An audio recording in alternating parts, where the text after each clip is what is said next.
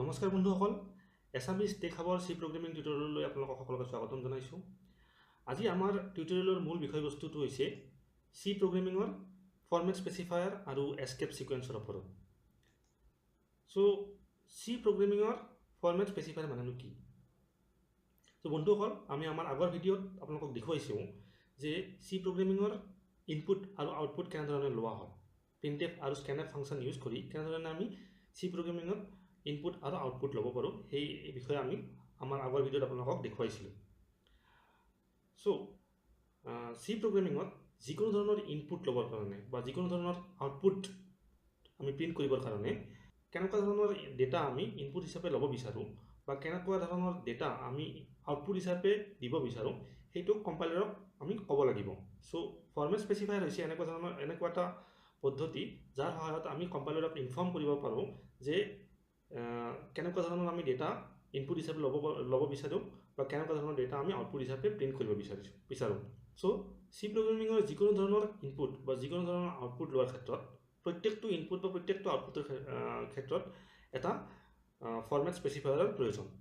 চ' format স্পেচিফায়াৰ বহুত ধৰণৰ আছে, বিভিন্ন ধৰণৰ ফৰ্মেট স্পেচিফায়াৰ আছে। যেনেকুৱা ধৰক কেৰেক্টাৰ প্ৰিণ্ট কৰিবলৈ হ'লে %C, ডেচিমেল প্ৰিণ্ট কৰিবলৈ হ'লে %D, আনচাইন প্ৰিণ্ট কৰিবলৈ হ'লে %U, এনেকুৱা ধৰণৰ বিভিন্ন ফৰ্মেট স্পেচিফায়াৰ চি প্ৰগ্ৰেমিঙত উপলব্ধ। চ' আমাৰ নেক্সট টপিকটো হৈছে চি প্ৰগ্ৰেমিঙৰ এস্কেপ ছিকুৱেন্সৰ ওপৰত। চ' এস্কেপ ছিকুৱেন্স মানেনো কি? চ' এস্কেপ ছিকুৱেন্স হৈছে দুটা কেৰেক্টাৰৰ কম্বিনেশ্যন, মানে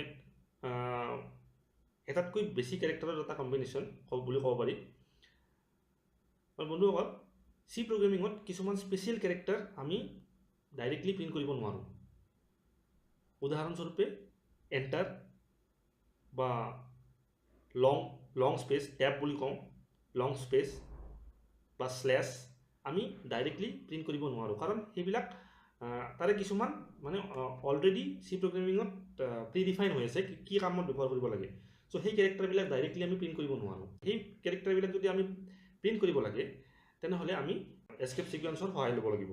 চ' এস্কেপ ছিকুৱেন্স ষ্টাৰ্ট হয় স্লেছ প্লাছ যিকোনো ধৰণৰ এটা কেৰেক্টাৰৰ ওপৰত।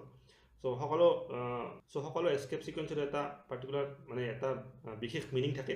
স্লেছ এন মানে হৈছে নিউ লাইন। চ' স্লেছ টি মানে হৈছে টেব, কীবৰ্ডত আপোনালোকে দেখিবলৈ পায় টেব বাটনটো, যিটোক আমি লং স্পেচ বুলি কওঁ। নাল, কোনো ধৰণৰ ডেটা প্ৰিণ্ট কৰিব নালাগে যদি আমি নাল কেৰেক্টাৰ প্ৰিণ্ট কৰিব পাৰোঁ। চ' এইবিলাক বহুতেই প্ৰয়োজন একচুৱেলি চি প্ৰগ্ৰেমিঙত। চ' আহক আমি এতিয়া প্ৰগ্ৰেমিঙৰ সহায়ত আলোচনা কৰিম কেনেধৰণে আমি এস্কেপ ছিকুৱেন্স আৰু ফৰ্মেট স্পেচিফায়াৰ চি প্ৰগ্ৰেমিঙত ব্যৱহাৰ কৰিব পাৰোঁ।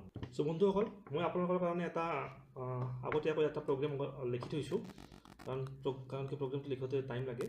চ' ইয়াত আপোনালোকে চাব পাৰে যে আমি বেলেগ ধৰণৰ ডেটা ফৰ্মেট স্পেচিফায়াৰ ইউজ কৰি বেলেগ ধৰণৰ ডেটা আমি প্ৰিণ্ট কৰিবলৈ চেষ্টা কৰিছোঁ ইয়াত। চ' চি এটা ভেৰিয়েবল আমি ডিক্লেয়াৰ কৰি লৈছোঁ, আনচাইন কেৰেক্টাৰ ভেৰিয়েবল, আৰু তাত আমি 65 এছাইন কৰিছোঁ। এইটো এছাইনেশ্যন বুলি কয়। আৰু এই চিৰ ভেলুটো আমি ফৰ্মেট স্পেচিফায়াৰ ইউজ কৰি বেলেগ ধৰণে আমি প্ৰিণ্ট কৰিম। তিনিটা বেলেগ ধৰণৰ ডেটা আমি প্ৰিণ্ট কৰিম। আৰু লগতে এস্কেপ ছিকুৱেন্স কেনেধৰণে ব্যৱহাৰ কৰিব লাগে সেইটো আপোনালোকক দেখুৱাইছোঁ। স্লেছ এন, আমাৰ ভিডিঅ'ত স্লেছ এন আৰু স্লেছ টি আপোনালোকক দেখুৱাইছোঁ। আপোনালোকে ট্ৰাই কৰি চাব পাৰে। স্লেছ আৰ বা নাল কেৰেক্টাৰ, সেইবিলাক স্পেচিয়েল কেৰেক্টাৰ আপোনালোকে ট্ৰাই কৰি চাব পাৰে। আৰু আমাৰ আগন্তুক ভিডিঅ'টো আপোনালোকক দেখুৱাম নাল কেৰেক্টাৰ কেনেকৈ ইউজ কৰিব লাগে, ক'ত আমি আইডেণ্টিফাই কৰিব পাৰোঁ নাল কেৰেক্টাৰ কেনেকৈ ব্যৱহাৰ কৰিব লাগে, স্লেছ আৰ, স্লেছ এক্স, এইবিলাক কেনেকৈ ব্যৱহাৰ কৰিব লাগে সেইবিলাক আপোনালোকক দেখুৱাম। চ' এতিয়া এই প্ৰগ্ৰেমিং টিউটৰিয়েলটোত আপোনালোকক দেখুৱাইছোঁ যে কেনেকৈ এটা ডেটা ফৰ্মেট স্পেচিফায়াৰ ইউজ কৰি কেনেকৈ বিভিন্ন ধৰণে আমি প্ৰিণ্ট কৰিব পাৰোঁ আৰু কেনেকৈ আমি এস্কেপ ছিকুৱেন্স ইউজ কৰিব পাৰোঁ। চ' বন্ধুসকল, ইয়াত %D মানে হৈছে ডেচিমেল। চ' চিৰ ভেলুটো 65 দেখুৱাব। %C হৈছে কেৰেক্টাৰ। চ' চিৰ ভেলুটো কেৰেক্টাৰত দেখুৱাব।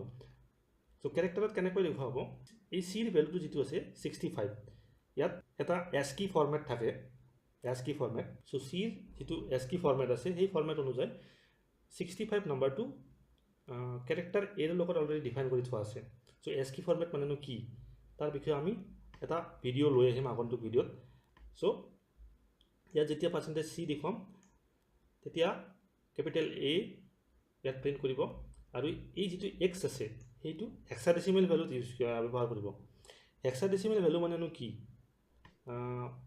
ডেটা ৰিপ্ৰেজেন্টেশনৰ বিভিন্ন ধৰণৰ প্ৰক্ৰিয়া আছে বন্ধুসকল বিভিন্ন ধৰণে আমি ডেটাবিলাক ৰিপ্ৰেজেন্ট কৰিব পাৰোঁ ধৰক এই 65 যিটো ডেটা আছে আমাৰ যিটো নাম্বাৰ আছে সেই নাম্বাৰটোক আমি বিভিন্ন ধৰণে আমি ৰিপ্ৰেজেন্ট কৰিব পাৰোঁ অক্টেল নাম্বাৰত ৰিপ্ৰেজেন্ট কৰিব পাৰোঁ হেক্সাডেসিমেল নাম্বাৰত ৰিপ্ৰেজেন্ট কৰিব পাৰোঁ বাইনাৰী নাম্বাৰত ৰিপ্ৰেজেন্ট কৰিব পাৰোঁ সো এই ডেটা ৰিপ্ৰেজেন্টেশন মানেনো কি তাৰ বিষয়ে আমি আগন্তুক ভিডিঅ'ত আমাৰ চেনেলতে এটা ভিডিঅ' লৈ আহিম সো বৰ্তমানৰ কাৰণে আমি ইয়াত আমি চেষ্টা কৰিম বেলেগ ধৰণে আমি ডেটাবিলাক প্ৰিণ্ট কৰাৰ কাৰণে সো আপোনালোকে বুজি পালে যে % x মানে হৈছে হেক্সাডেসিমেলত প্ৰিণ্ট হ'ব % c মানে হৈছে ক্যাৰেক্টাৰত প্ৰিণ্ট হ'ব আৰু d মানে হৈছে নাম্বাৰতে প্ৰিণ্ট হ'ব সো আহক বন্ধুসকল এটা প্ৰগ্ৰামটো ৰান কৰি চাওঁ আমি সো বন্ধুসকল ইয়াত আপোনালোকে দেখিবলৈ পাইছে ডেসিমেল ফৰ্মেটত 65 ক্যাৰেক্টাৰত a হেক্সাডেসিমেলত 41 সো ইয়াত আমি কোনো ধৰণৰ এস্কেপ সিকোয়েন্স ব্যৱহাৰ কৰা নাই সেই কাৰণে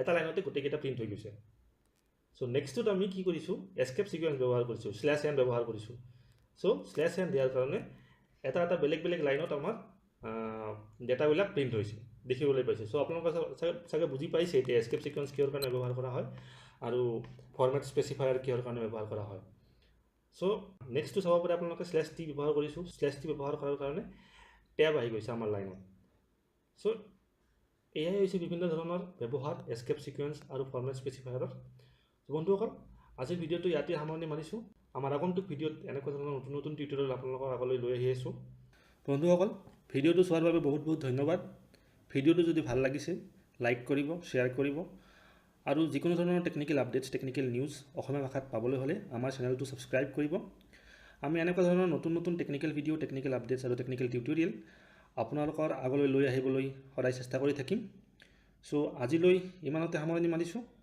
ধন্যবাদ